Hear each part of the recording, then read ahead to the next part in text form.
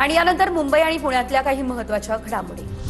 मुंबईमध्ये bullet train प्रकल्पाचं काम जलद गतीने सुरू। सावली विक्रोळी इथे भुयारी करण्याचं काम हे आता जून अखेरीस सुरू होणार। वांद्रे कुर्ला संकुल शेळफाट्यापर्यंत 21 किलोमीटरचा बोगदा तयार करण्यात येईल।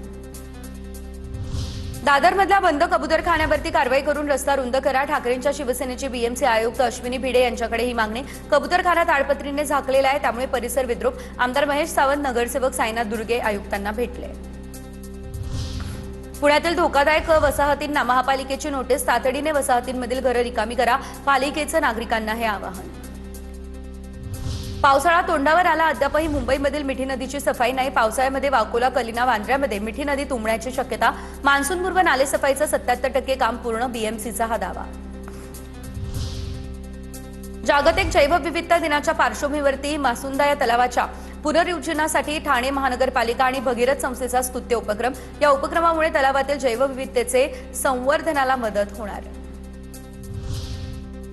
पावसाळा तोंडावर आलेला आहे, तरी अद्याप मुंबईमधील मिठी नदीची सफाई नाही। उपनगरामध्ये वाकोला, कलिना आणि वांद्रे परिसरामध्ये मिठी नदी पावसाळ्यामध्ये तुंबण्याचा अंदाज।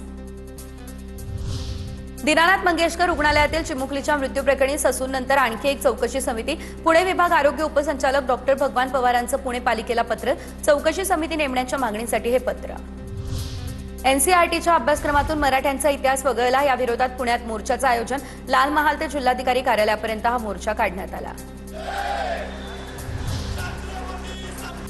रायगडच्या काशीद समुद्र किनाऱ्यावर पर्यटकाचा जीव वाचवण्यात पोलिसांना यश आलं, तर रिमोट ऑपरेटेड वॉटरक्राफ्टमुळे 20 वर्षीय तरुणाचा जीव वाचवण्यात प्रशासनाला यश।